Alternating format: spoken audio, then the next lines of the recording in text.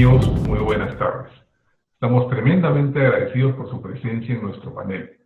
Durante la próxima hora vamos a conversar sobre las relaciones entre el marco regulatorio y el futuro del derecho del trabajo. Ciertamente se trata de una materia compleja, pienso yo, por dos motivos principales.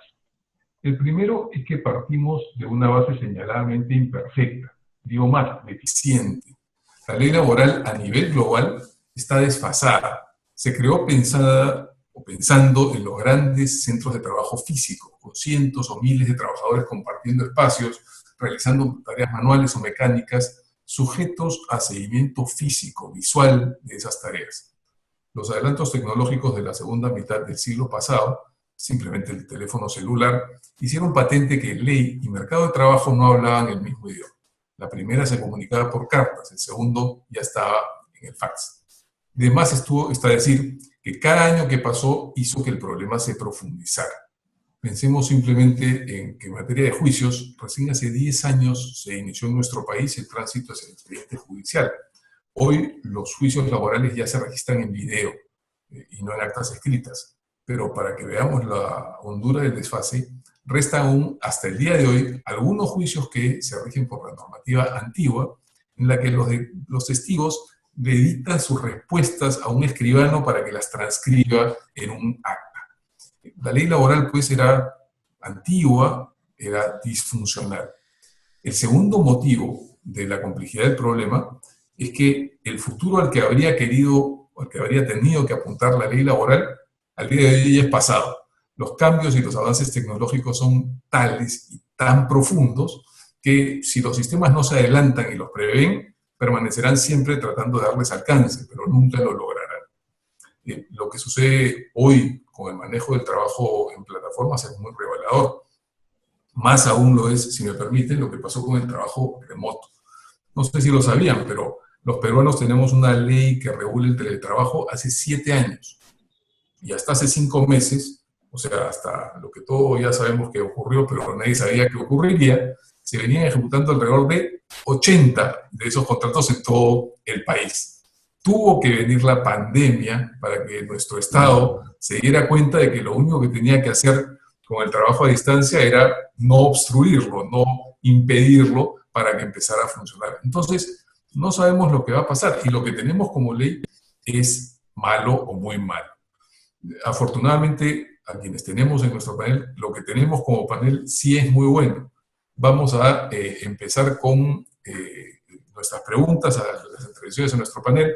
Estamos con Guillermo Brachiaforte, cofundador de Workana, que nos visita desde Argentina. Estamos con Rodrigo Escudero, que es partner en Page Group, acá en nuestro país, y también con Eric Iriarte, que es CEO de Iriarte y Asociados. Vamos a empezar una primera ronda de preguntas. Quisiera preguntarle a Guillermo, la economía a través de plataformas, la gig economy, no constituye un modelo homogéneo, sino que engloba un conjunto de realidades diversas, diferentes entre sí. ¿Cuáles piensas que han sido los principales retos a cómo se ha ido configurando el marco jurídico para regular estas relaciones desde la perspectiva de los freelancers? Perfecto, muchas gracias por la introducción. Un gusto estar aquí esta tarde con ustedes. La verdad que nosotros desde lo que es la economía de plataformas lo vemos como de diferentes ángulos. Nos ha tocado también participar de diferentes estudios que engloban a varios de nosotros. En esa lista se incluyen empresas como Airbnb, que es una forma también de generar ingresos con un bien propio, Mercado Libre como una plataforma donde se pueden vender productos. Y también tenemos plataformas como Uber o Cabify, que son de transporte, o Rappi, que son los de entregas. Y nosotros que somos una plataforma donde se contratan servicios digitales de profesionales freelancers. Y una de las primeras diferenciaciones que se hacen en ese estudio es por grado de habilidades del conocimiento, ¿no? En nuestra plataforma lo que más distingue tal vez de otras es que la mayoría de los trabajos que se piden son de habilidades profesionales, generalmente que necesitan un grado de terciario o un grado universitario para poder ser realizadas. Y en nuestra parte, el marco regulatorio todavía es débil o casi inexistente en América Latina. La verdad que hoy, en los últimos años, se ha avanzado por ahí en lo que es exportación, por ejemplo, exportación de servicios, que es algo que hoy cualquiera de nosotros puede hacer desde su casa, ¿no? Incluso más ahora en el contexto que vivimos, se rompió esa frontera de tener que trabajar para una empresa que quede a 10 kilómetros de mi casa como máximo para poder ser parte de ella. Hoy más que nunca alguien puede mirar y decir, bueno, pero ¿por qué tengo que trabajar para una empresa en Lima, que es la ciudad donde vivo tal vez? Hoy puedo trabajar para un cliente o para una empresa que esté en cualquier parte del mundo. Y eso los gobiernos todavía no lo han caracterizado en regulaciones específicas. De hecho, las regulaciones que hay de exportación de servicios son muy antiguas, tienen muchísimas trabas, están pesadas para grandes empresas o a lo sumo para pymes. Y la verdad que cuando empezamos a pensar en que yo desde mi casa puedo exportar ese conocimiento que tengo y que suele ser muy positivo para los países de nuestra región, me encuentro en una posición muy difícil de hacerlo y muchas veces tengo que saltearla de alguna manera para poder llegar a efectivizar ese servicio y hacerlo, ¿no? Entonces creo que uno de los problemas más grandes que tenemos hoy es esa parte. ¿Cómo hacemos para regular el trabajo freelance, para que sea más libre, para que se pueda dar de una manera natural, entendiendo que hoy podemos hacerlo realmente desde cualquier parte, podemos vivir en donde sea y podemos dar nuestro conocimiento a quien quiera tenerlo y de esa forma generar ingresos para nosotros? Bueno, todavía es un desafío que no hemos encontrado una respuesta. Guillermo, sí, dándole una vueltita más a esta pregunta, Ujú. y en el caso de los trabajadores sujetos a contrato laboral, eh, ¿cómo ves que funciona la cosa? Porque claro, no habiendo fronteras, habiendo esta prestación remota entre países, se complica muchísimo todo, desde incluso cuál es la norma que se le aplica, con qué beneficios va a tener, cómo va a estar regulado ese contrato, ¿no? Totalmente. En lo que es trabajo en relación de dependencia, todavía también hay unos huecos muy grandes a nivel legal. En Argentina, ustedes en Perú han regulado el teletrabajo hace 7 años, en Argentina se reguló la semana pasada, y fue gracias a la pandemia, gracias, entre comillas, que se reguló. La ley es controversial en muchos puntos, y uno de los puntos que toca es cómo debería funcionar la relación cuando la empresa está en otro país o la persona se encuentra en otro país. Y la verdad que queda igualmente, incluso en la definición que hace la ley, queda muy a, a cargo de cada caso, porque va a depender de lo que tenga el otro país como regulación, de la situación particular de la persona y de la empresa. Eh, yo creo que tenemos que llegar a un marco de acuerdos internacionales para poder entender cómo se debería regular esto, qué beneficios debería haber. La verdad lo veo muy difícil. Y hoy quienes terminan accediendo a un trabajo, entre comillas, en relación de dependencia en una empresa, termina siendo en una relación que no es de relación de dependencia verdadera, sino más bien una relación de un profesional autónomo con esa empresa, en donde la empresa lo considera como un empleado, pero es solamente a nivel interno, no a nivel legal tal vez. Claro, lo cual genera una serie de desajustes también desde el punto de vista legal. Por ejemplo, Totalmente. en el caso del Perú tenemos este principio por el cual eh, toda relación laboral ejecutada en el Perú está regida por la ley peruana y genera los beneficios de la ley peruana, ¿no? Entonces, Ujú.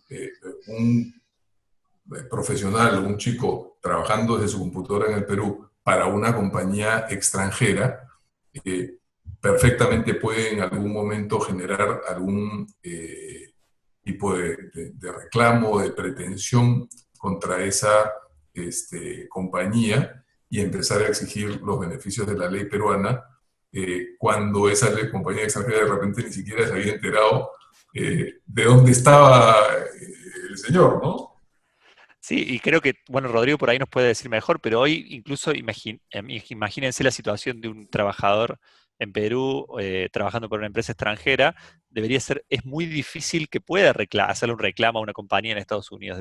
Seguramente es hiper costoso, entonces también no hay ninguna protección, ¿no? El que lo hace generalmente tiene un nivel profesional muy alto, que puede darse el Correcto. lujo, entre comillas, de hacerlo, o porque la empresa para la cual trabaja sabe que es una empresa confiable, internacional, una corporación, pero cuando no es el caso, queda a la confianza de cada uno, ¿no? Y eso no Sin está tan duda. bueno.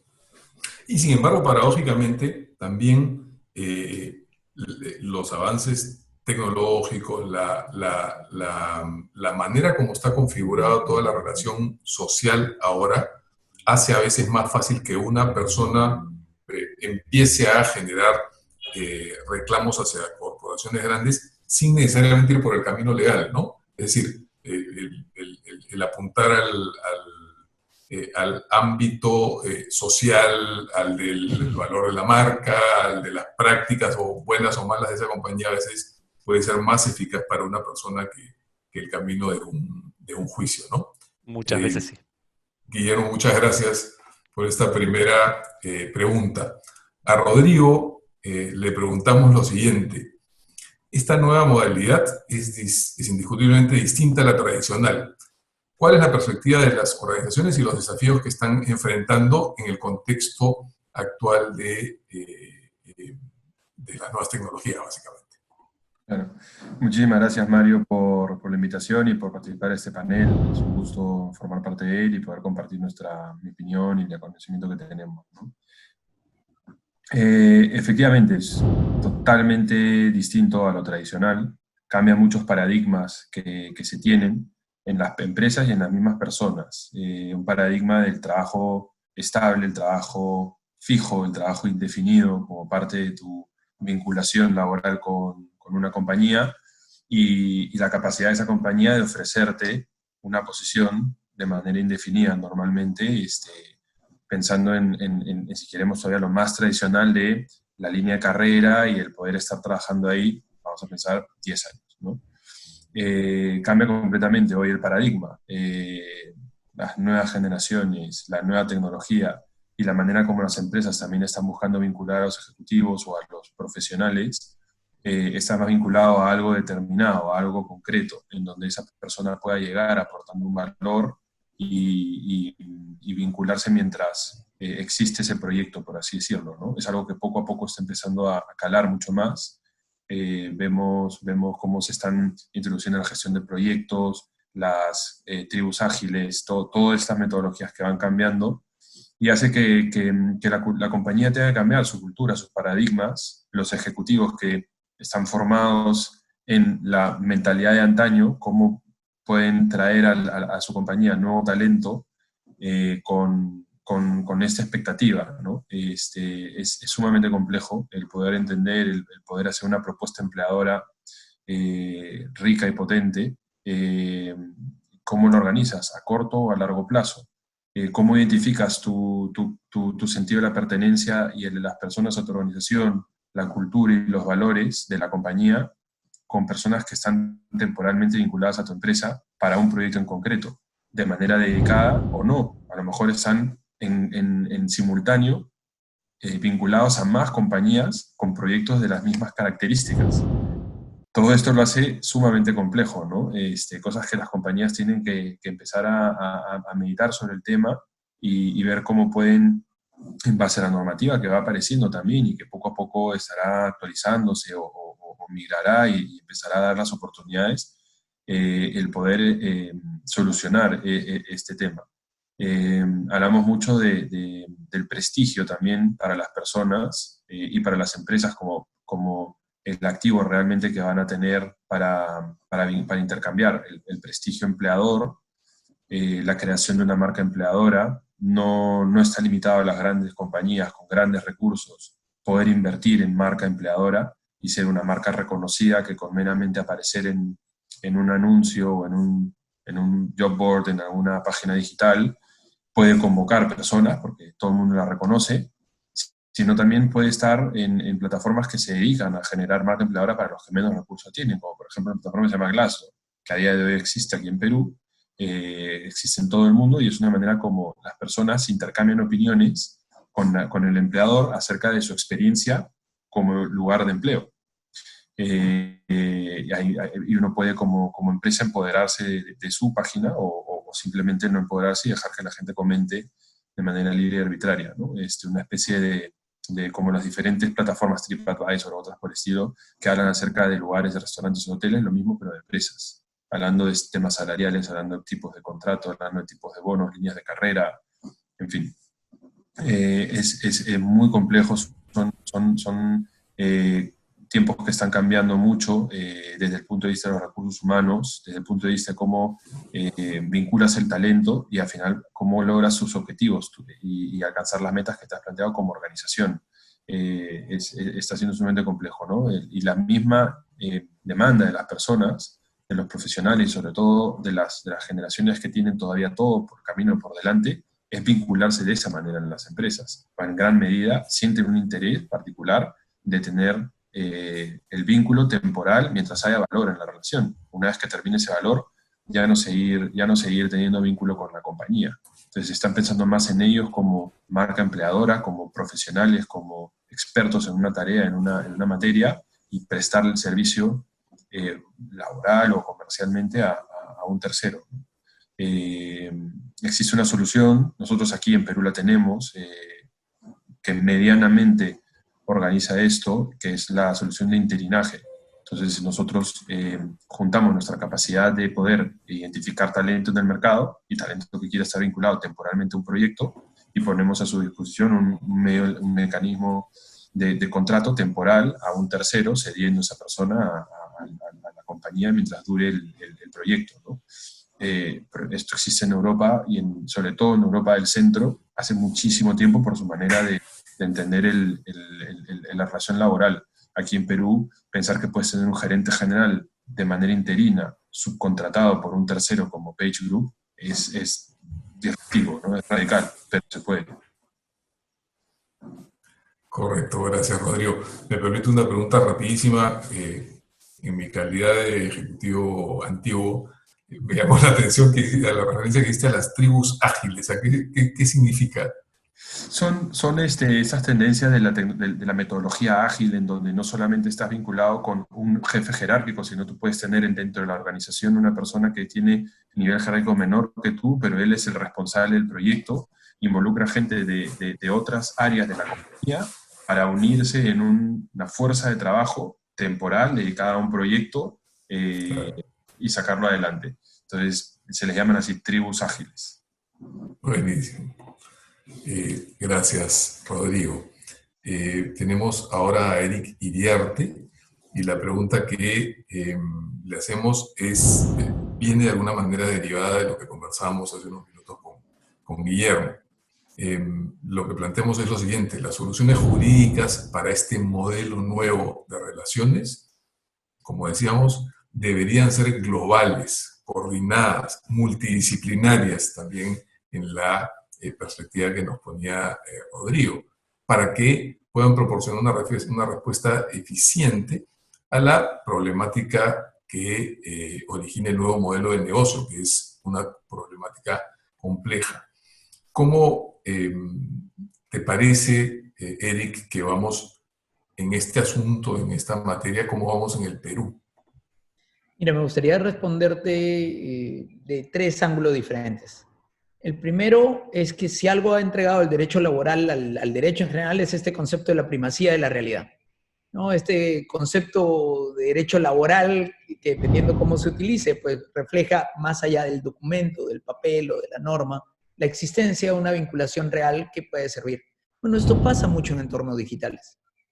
Y los entornos digitales, que durante mucho tiempo, académicos que venían más del lado mío, más de los abogados de nuevas tecnologías, que hablábamos de un mundo nuevo, con leyes nuevas, suerte de Far West, donde estábamos inventando las reglas, no era cierto.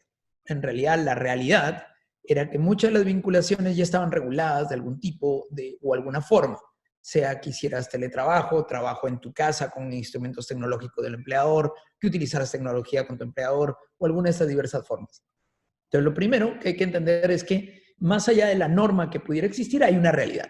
Que tenemos peruanos trabajando para compañías globales, que tenemos empresas peruanas contratando trabajadores globales, que tenemos personas con movilidad por su función o su organización que van desplazándose, y que esto no apareció con el Internet, sino que es previo al Internet. La prensa, los corresponsales de prensa, los corresponsales de guerra, en general la prensa ya había avanzado muchísimo con esto, igual que los programadores de altísimo nivel que es un lugar que ya se había mencionado, esta capacidad de altísimo nivel, que es previa al Internet, porque Internet, si quieren, es el producto más nuevo de toda esta construcción tecnológica.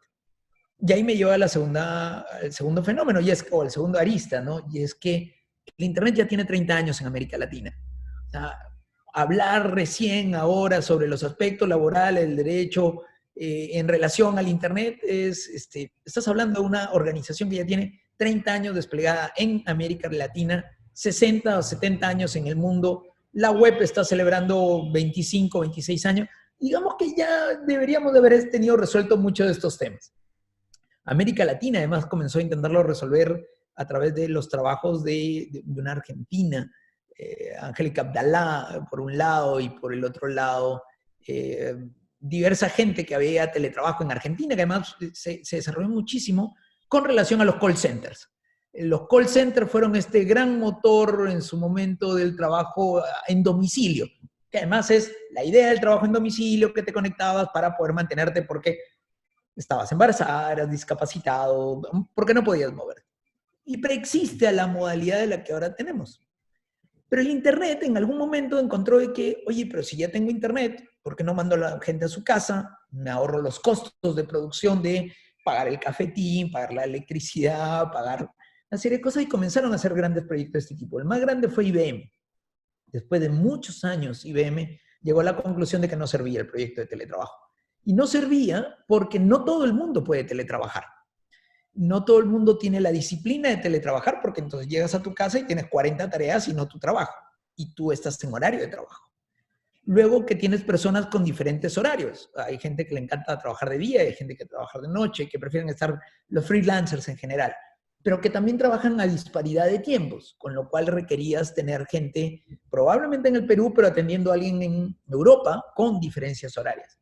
Y el tercero es que se perdía la calidad de convivencia y de compartir, y se perdía mucho tiempo en reuniones virtuales y en reuniones de este tipo. Ojo, todo esto es antes de la pandemia. Todas estas conclusiones. Además, IBM comenzó a retrotraer y a volver a crear estos espacios. Una de estas consecuencias de volver a la necesidad de espacios compartidos, o sea, no volvieron a cubículos, sino espacios compartidos, es WeWork y todos sus derivados. Y llegó la pandemia. Entonces llega la pandemia y en el caso de Perú, el Perú tenía una legislación muy vieja de teletrabajo. Y aquí es donde empiezan las sutilezas, ¿no? El teletrabajo entonces requiere un acuerdo de las partes, se tiene que inscribir, había muy pocas personas porque el empleador tenía que pagarle el seguro, el internet, el equipo y una serie de reglas que hacían gravoso para el empleador este tipo de funciones. Y que no era tener un freelancer, era tener a alguien en planilla pero en su casa, por diversos motivos. Cuando llega la pandemia, encuentran que esta modalidad podía ser útil, pero que era jurídicamente inviable. Entonces sacaron de la galera el trabajo remoto. El trabajo remoto es teletrabajo, pero sin las obligaciones legales que tiene el teletrabajo, sino que es exactamente lo mismo, pero el empleado paga la luz, el agua, el teléfono, el internet, la computadora, probablemente ni siquiera le hayan entregado computadora si les está conectado. Esta realidad, que además el premier cateriano en estos días dijo en su declaración que va hasta el 31 de julio del próximo año, es algo que no va a parar porque lo diga el premier cateriano. Va a continuar, porque las compañías han encontrado que es útil para ellos. Pero han traído nuevos problemas. Seguridad digital, es decir, cómo se conectan a la red de la organización, cuál es la temática, cómo son las medidas de control, bring your own device, si tú vas a poner tu propio equipo o no. Han encontrado la problemática del que no todo el mundo puede trabajar en trabajo remoto. Y no porque no quieran, sino porque no saben cómo. A mí me parece increíble los maestros que están trabajando en trabajo remoto sin nunca haber dictado una clase de educación remota, que han tenido que aprender sobre el caballo porque no quedaba de otra.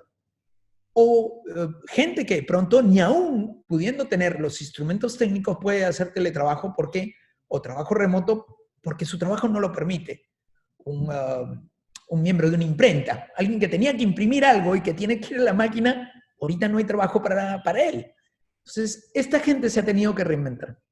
En conclusiones, tenemos que entender esto desde una perspectiva grande, donde el Internet es un elemento que está creando una nueva vía para poder trabajar, donde el trabajo remoto o el teletrabajo son elementos válidos de acuerdo a las condiciones laborales, pero que esto ya existe.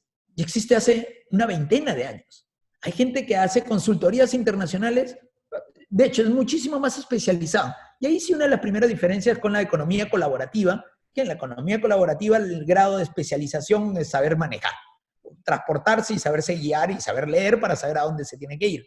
Muchos de los trabajos de especialización en trabajo remoto y en teletrabajo requieren especialización de algún tipo. El trabajo jurídico. En la oficina nuestra cerró la oficina. Nosotros somos un equipo de abogados, somos una decena de abogados, todos trabajando en remoto. Nos conectamos, tenemos sesiones, todo en remoto. Bueno, pero los clientes dicen, oye, pero yo quiero reunirme contigo. La única regla es, tiene que usted hacerlo por Zoom, por Skype o por cualquier vía. No vamos a ir a su oficina hasta que haya vacuna. Pero esto de aquí hasta que ocurra va a cambiar mucho la dinámica de coexistencia. Muchas gracias, Eric. Muy interesantes las respuestas y efectivamente estamos en el medio de una cosa que nadie sabe cómo va siquiera a avanzar para que decir terminar, ¿no? Damos una segunda ronda de preguntas individuales. Empezamos con Guillermo, nuevamente. Te preguntamos, como nos estaba planteando hace unos minutos, el trabajo va a ser descentralizado. Y como nos comentaba también Erika hace un instante, también los límites pues, con la vida privada se van desvaneciendo, se han ido desvaneciendo. Y como siempre va a ser difícil combatir la fuerza de los hechos, eso va a suceder. La pregunta es si es que hay alguna posibilidad, ¿te parece, de intentar aprovechar esto, ciertamente en beneficio de todos, los trabajadores primero, pero también las compañías, los empleadores, la sociedad en general, en lugar de combatir esta nueva realidad? Es decir, hay parte buena en el hecho que nos podamos estar mandando mensajes de trabajo a cualquier hora y cualquier día. No sé si lo definiría como bueno. Creo que hay un equilibrio entre esta nueva libertad barra flexibilidad y estar trabajando todo el día o no tener en claro cuándo termina mi trabajo. Nosotros por ahí tuvimos la suerte en nuestra propia compañía que tenemos más del 50% de los empleados trabajando desde su casa, ya desde hace años. Entonces teníamos este modelo más híbrido donde convivíamos ya con esto, ¿no? Nosotros tenemos ciertos valores como empresa, que uno es autonomía y otro es flexibilidad, y lo internalizamos a lo que somos. Entonces, damos mucha libertad a la hora de las personas de nuestro equipo elegir el horario en que van a trabajar, pero también lo definimos desde el lado de, ok, podés elegir con cierta flexibilidad en qué horario querés estar conectado, pero eso no tiene que impedirte hacer bien tu trabajo. Entonces, si tenés que comunicarte con tu equipo, como decía Rodrigo, con tu tribu, tenés que poder hacerlo en un horario en donde estén medianamente todos conectados, o poder hacerlo de una manera que no interrumpa el trabajo del resto, o si tenés que trabajar con clientes en ventas, muy probablemente tengas que trabajar en un horario de oficina y no puedas decir, bueno, yo voy a trabajar de 5 de la mañana a 1 de la tarde, porque tus clientes probablemente no estén trabajando esa hora. Entonces, creo que tenemos que salir del modelo de, ok, puedo trabajar a cualquier hora, y más bien entender que es un trabajo que nos da ciertas libertades. En el caso nuestro, al hacerlo hace tanto tiempo, reconocíamos los beneficios, que es, yo tenía la libertad de ir a buscar a mis hijos al colegio a mitad de la mañana y poder caminar con ellos las cuadras que hay desde el colegio hasta mi casa, y eso era un placer para mí, era mi recreo, en vez de tal vez ir a tomar el cafetín, como decía Eric. El mío era ir a buscar a mis hijos al colegio, y eso para mí era muy, muy bueno. Entonces, y después yo entendía que si había perdido tiempo haciendo eso, después lo iba a compensar a la compañía, porque bueno, tengo mis objetivos y esos objetivos hay que conseguirlos y están pensados para el tiempo de trabajo que tengo, ¿no? Entonces creo que es un equilibrio. Nosotros igualmente en la compañía tomamos ciertas medidas y tratamos de, sobre todo en este tiempo, esto no es trabajo remoto lo que estamos haciendo, nosotros decimos que es intentar trabajar en una pandemia.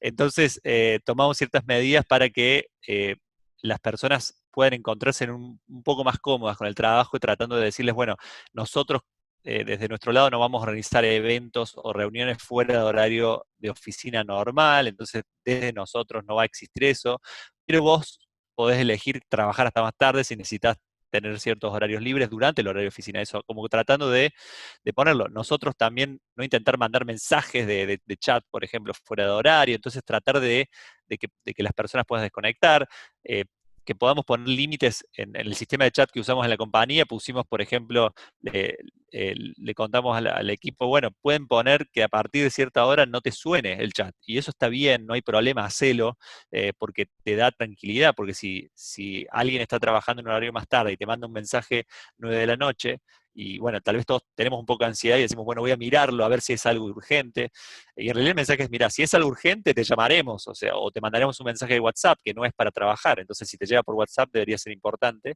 Y bueno, y esas reglas hay que ir creándolas, como decía Eric, por ahí no todo el mundo está hecho para el teletrabajo, yo por ahí soy un creyente de que tal vez las generaciones más grandes, ahí les es más difícil, pero las generaciones más nuevas seguramente casi todos puedan trabajar remoto, sobre todo bueno, en habilidades donde se pueda, pero igualmente hay una educación en el teletrabajo que hay que hacerla. Las compañías tienen que aprender cómo hacerlo bien, cómo no hacerlo, no enfermar o estresar a sus equipos, y los empleados también tienen que aprender a hacerlo bien. Y creo que hay una serie de responsabilidades que las compañías tienen que entender. Yo creo que tenemos que entender que si una persona va a estar siempre trabajando de su casa, tenemos que proveerle un montón de cosas, desde la parte física de la computadora, por ejemplo, una silla, hasta tal vez internet, o tal vez incluso pensar en que si yo quiero que la persona no tenga interrupciones constantes de su familia pasando por detrás, tal vez tenga que pagarle para que pueda tener un espacio separado en su casa para trabajar, ¿no? Entonces, creo que este aprendizaje todavía lo estamos haciendo, la pandemia solamente resaltó todo lo que no sabíamos casi todos nosotros que íbamos a necesitar, y esto va a seguir ocurriendo. Y esta evolución de Internet que hablaba Eric, sí es verdad que tenemos Internet hace 30 años, pero la verdad que el salto entre velocidad, herramientas y software que tenemos hoy disponibles para trabajar bien con cualquier persona, no importa dónde se encuentre, la verdad que es nada que ver, incluso cuando nosotros empezamos a Workana en 2012, hoy es muy distinto. Hoy disponemos de herramientas súper potentes. Nosotros usamos herramientas para trabajar con otros asincrónicas, que justamente ayudan a esta flexibilidad horaria en donde no trabajamos al mismo horario, y nos ayuda un montón a coordinar y que las cosas no se atrasen, para que siga fluyendo, a pesar de que no nos vemos, y además evita que estemos todo el día conectados a una llamada de Zoom, hablando entre nosotros para tratar de coordinar, ¿no? Entonces, bueno, creo que hay mucho, mucho aprendizaje, y nosotros desde nuestro lugar, que por ahí tenemos un poquito más de experiencia, tratamos de hacer eso con nuestros clientes, con los freelancers, con quienes quieren tener empleados trabajando remoto. Creemos fervientemente en esto, así que acá estamos. Buenísimo, Guillermo. Y ahí vienen los problemas con la ley, ¿no? O mejor dicho, la ley empieza a generar muchas veces los problemas.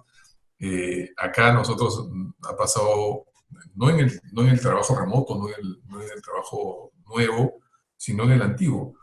Había muchos empleadores durante muchos años que funcionaban más o menos con esa lógica, es decir, yo no le pongo horario acá, nosotros tenemos que estar durante el día más o menos, pero cada uno llega a la hora que le acomoda y después se va a la hora que termina sus cosas. Muy bien, no, dijo el Ministerio de Trabajo y el Estado dijo, no señor, ustedes tienen que tomar, porque claro, eso llevaba, entonces no tomamos registro de asistencia. Cada uno llega, significa cada uno llega y no registra. No señor, usted tiene que tener una marcación de tarjeta a la llegada y a la salida, y por lo tanto tiene que ocuparse de que sus trabajadores estén 8 horas en el centro de trabajo. Oiga, pero si la gente se la pasa conversando durante el día y recién empieza a trabajar a las 5:30 de la tarde porque así prefiere hacer. No, señor, que tiene que apagar las luces, tiene que desconectar las computadoras porque si no, pague sobre el tiempo, ¿no? Y se entiende también, porque siendo justos, también hay el empleador que dice, Abusa. tú tienes que terminar lo que tienes que terminar, y lo que tienes que terminar es este cerro de trabajo para hoy o para mañana, ¿no es cierto? Eso existe, y quizás tristemente va a existir mucho más en estos meses o años que nos vienen por el golpe que balancea completamente el mercado de trabajo en contra de los trabajadores, probablemente, ¿no? Pero iremos viendo. Rodrigo, hablando de preocupación por los trabajadores, los últimos años hemos visto una saludable preocupación por los grupos discriminados, grupos protegidos, ¿no? De trabajo de discapacitados, qué sé yo. Los mecanismos que ha adoptado la ley, por lo menos en la experiencia peruana, no siempre han sido prácticos, no siempre han sido sólidos. ¿Qué perspectivas verías en esta materia? ¿Qué de bueno puede venir para la protección de grupos vulnerables en el trabajo?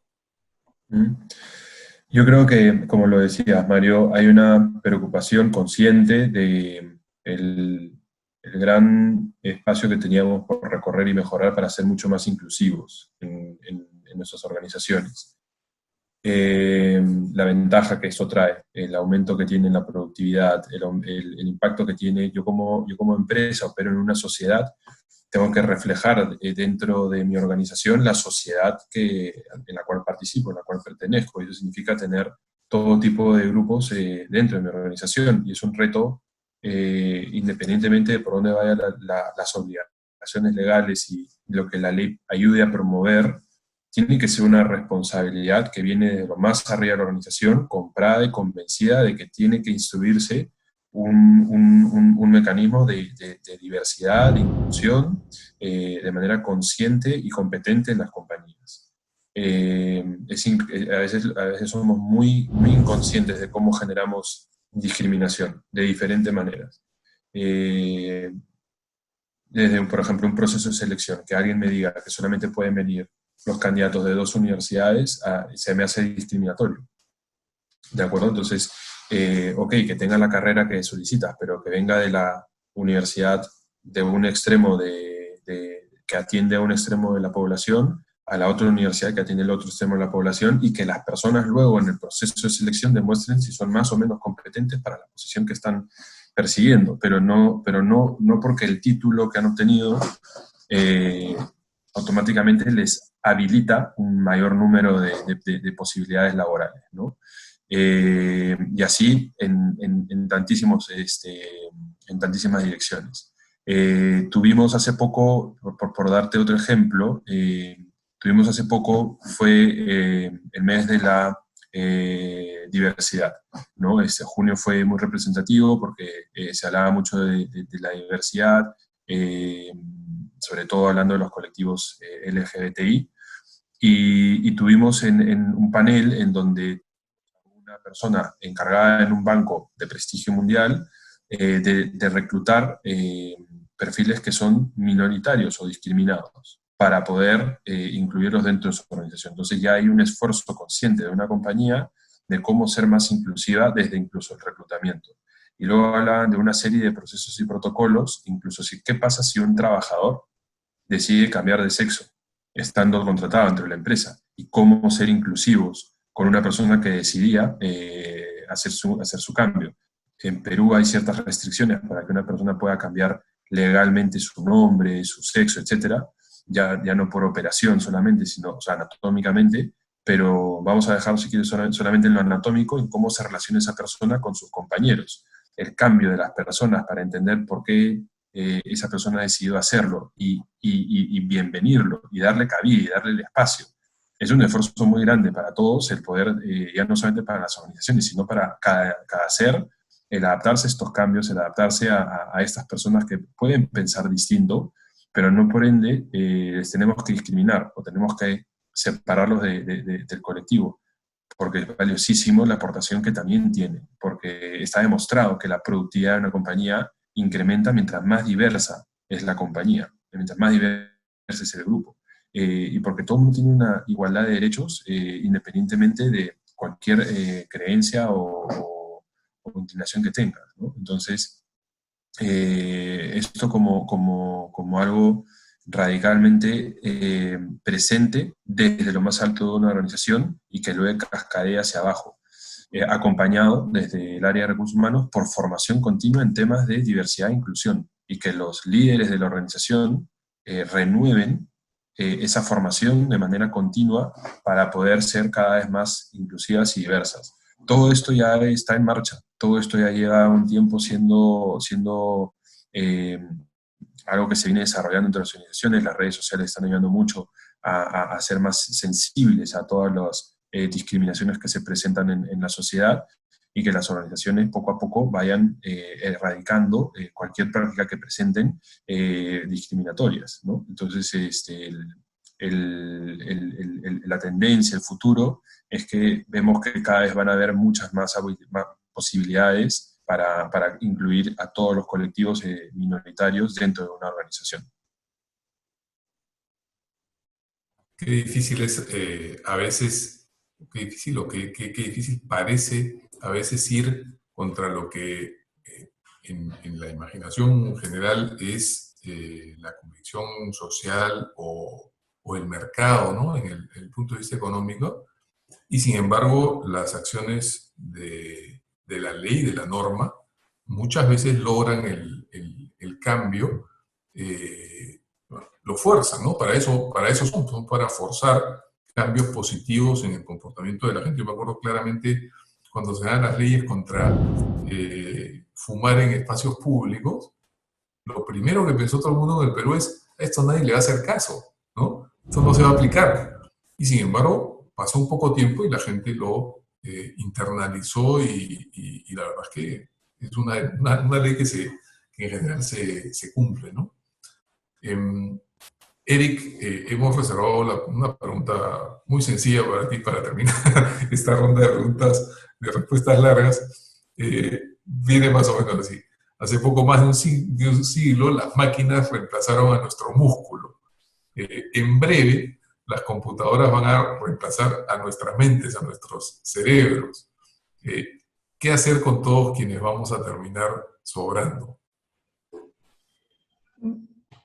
Lo primero que hay que no olvidar es que detrás de cualquier máquina hay un ser humano. Sea que en este instante, por lo menos hasta hoy, ¿no? Todavía Terminator, Volver al Futuro y otras cosas no se dan. Entonces, cuando estás hablando de que una máquina va a reemplazar a alguien, no estás hablando de que una máquina reemplaza a alguien. Estás hablando de que alguien ha programado una máquina para que tome el trabajo de alguien. Entonces significa que hay un nuevo oficio, que es la de programar máquinas. Lo que hay es una transformación o una retransformación de la fuerza laboral. En algunos casos forzada y en algunos casos diseñada. Por ejemplo, Europa ha establecido que los robots, las máquinas que están reemplazando los músculos, tienen que pagar derecho sindical. Y este derecho sindical tiene que pagar por el trabajo que van a hacer perder a otros, de manera tal que este pago de contribución sindical se está dando. En otros lugares, los robots ya tienen una cualidad especial en la valorización sobre la cantidad de robots que puedes tener en relación a la cantidad de personas. Cuando hablas de software o estás ligado más al tema de inteligencia artificial, estás pensando fundamentalmente en análisis de datos. ¿Quiénes son los que pueden verse afectados con la analítica de datos? Por un lado, son todos aquellos que van en la contabilidad, en la estadística, en la gestión numérica. Si además a la máquina le das capacidad creativa y estás en una tienda que produce ropa, de pronto le puede hacer que el patrón pase directamente a la máquina, a una máquina que automáticamente imprime ropa, si quieres ponerle impresoras 3D, o que la hace, con lo cual perderías toda la fuerza de esta gente que tiene que hacer el diseño o coserla, y finalmente estás ante una pérdida de espacios laborales. Hablabas al inicio de los expedientes digitales. Una de las grandes restricciones que ha tenido el expediente digital en el Perú han sido los notificadores. La masa de notificadores era tan grande que les metía una huelga cada vez que querían implementar un mecanismo que le decía a los notificadores: ¿sabes qué? Con esto ya no tienes que salir, y con lo cual ya no vas a tener notificaciones. ¿Qué hicieron con esta población? No la despidieron, la retransformaron. Son los que escanean las versiones en papel, son los que tamizan los nuevos documentos, son los que revisan la documentación para ver que está adecuadamente formada. Han tenido que darle nueva capacitación y nueva formación. En el Perú tenemos la política de Estado número 35 del Acuerdo Nacional, que habla sobre temas digitales, y que uno de los acápites es precisamente que la transformación digital no pierda los puestos laborales, sino que los transforme de una manera adecuada frente a los nuevos retos. Lo cual no quita que la inteligencia artificial, que es el siguiente camino, el siguiente paso, pueda comenzar a construir robots, pueda comenzar a construir software por ellos mismos, y que este software, ya no creada por otro ser humano, sino creado por una máquina, pueda en su momento reemplazar toda una cadena productiva. Y ahí tenemos tres claras visiones. La visión pesimista, que nos volvemos esclavos de los robots y terminamos en la Matrix, opción A. La opción optimista de que van a hacer todo el trabajo por nosotros, entonces vivimos en el paraíso, en un lugar perfecto donde no tenemos nada más que dedicarnos a pensar. Cualquiera diría que cualquier parecido con Atenas es sumamente casual, porque los robots serían una suerte de esclavos y estaríamos frente a una revolución a los yo robots de Isaac Asimov. O una tercera visión, que es la más probable, y una visión lo más real, es que va a haber una combinación entre personas que van a mantenerse en ciertos puestos porque funcionan mejor, sobre todo las ligadas a humanidades, personas que van a tener que aprender habilidades matemáticas. Si a alguien le gusta la ciencia ficción, los mentats de Duna es la forma más clara de pensarlo. Vas a tener máquinas que van a tomar funciones humanas, que de hecho ya las tienen, desde el robot que hace limpieza en tu casa y ya no le pagas a la señora que hacía la limpieza, sino esto es una automatización de ciertos elementos, a las máquinas que producen cosas. Y en el intermedio vas a tener combinaciones cyborg, personas mejoradas biológicamente, mecánicamente para hacer ciertas labores en lugares peligrosos, robots que van a tener ciertas aplicaciones humanas para poder interrelacionar, sobre todo los nanobots que se meten a la sangre, que son biodegradables para poder hacer análisis médicos, y todas las combinaciones posibles. ¿Qué es lo que debemos temer? Todo. ¿Qué es lo que debemos esperar? Absolutamente todo. Con lo cual, en este instante, lo mejor que podemos hacer es comenzar a dialogar sobre estos temas y construir mientras todavía los humanos seamos la especie dominante en esta Tierra. Buenísimo, Eric. Buenísimo. Muchísimas gracias. Vamos a condensar nuestras rondas 3 y 4 en una sola, si les parece bien, de manera tal que nos ajustemos a los tiempos, porque hemos corrido un poquito largos.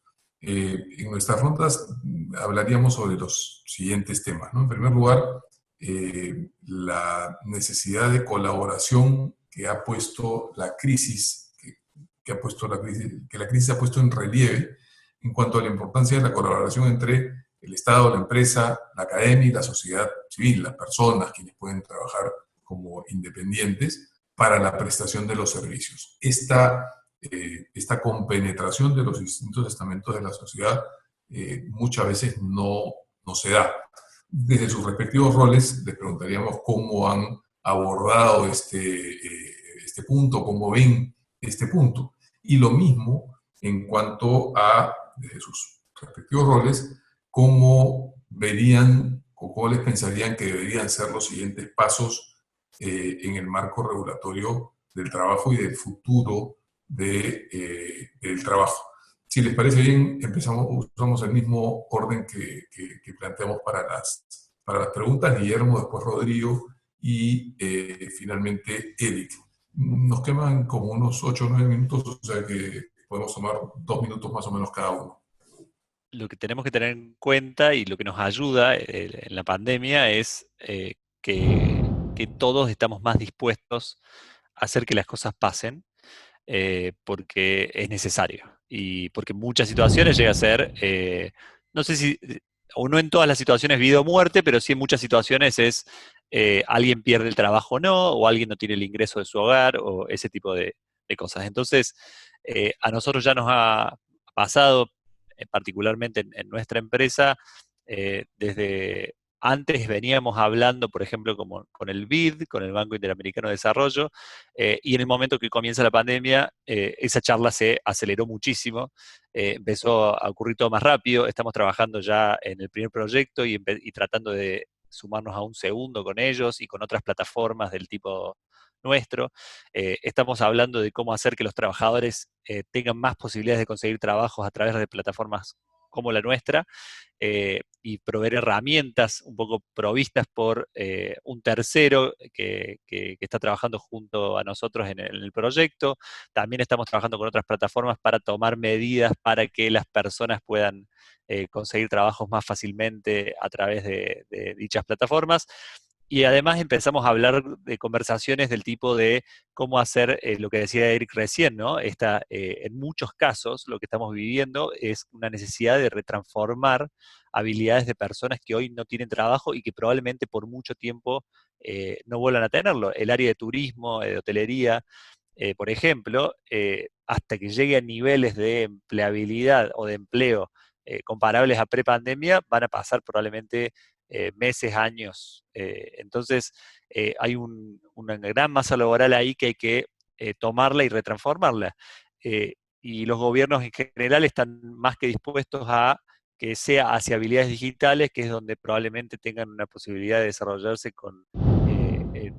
en un lapso mayor de tiempo. Entonces, ahí no seríamos nosotros solamente los involucrados, ahí empezamos a involucrar a instituciones educativas, entonces ahí los actores ya somos de diferentes lugares, y ese es el camino que estamos dispuestos, y lo que vemos nosotros es una gran predisposición, incluso por ahí de los que a veces nosotros de nuestro lado consideramos los menos dispuestos antes, es el gobierno, hoy están más abiertos a que las cosas pasen porque tienen una necesidad enorme de que ocurra. Entonces, creo que nuestra labor acá es aprovechar que están con ese estado mental y subirnos y tratar de ayudar también, porque creo que es positivo, ¿no? Tener la oportunidad de hacerlo. Clarísimo, Guillermo, muchas gracias. Rodrigo. Bueno, sí, como decía Guillermo, es complicado, es difícil. Nosotros en ese contexto lo que hemos tratado de hacer es seguir formando parte dentro de la eh, intermediación que hacemos normalmente en un proceso de selección, pero abordando también lo que el Estado va proponiendo como obligatorio por cambios en normativas o fortalecimiento de ciertas normativas, y ayudar a que las empresas finalmente puedan obtener el talento que necesitan para cubrir, por ejemplo, las enfermeras y los médicos ocupacionales, ¿no? Entonces, un perfil que ni lo habíamos explorado previamente y era casi indemandado cuando teníamos un proceso de selección distinto a cualquier otro proceso, de repente se convirtió en el proceso de selección más de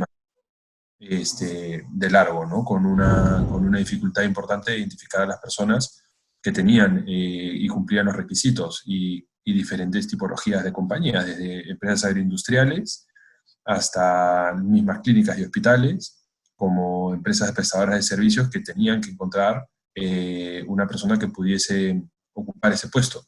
Y luego, de nuevo, el Estado prestándote diferentes alternativas para hacer la contratación, y ahí siendo nosotros intermediadores con licencia para poder hacerlo, pudiéndonos poner en un contrato de intermediación a través de nosotros. Entonces, es un poco como, según lo que la normativa va cambiando, tratar de ayudar y acompañar a nuestros clientes, a las empresas, a que puedan adaptarse a este cambio, ¿no?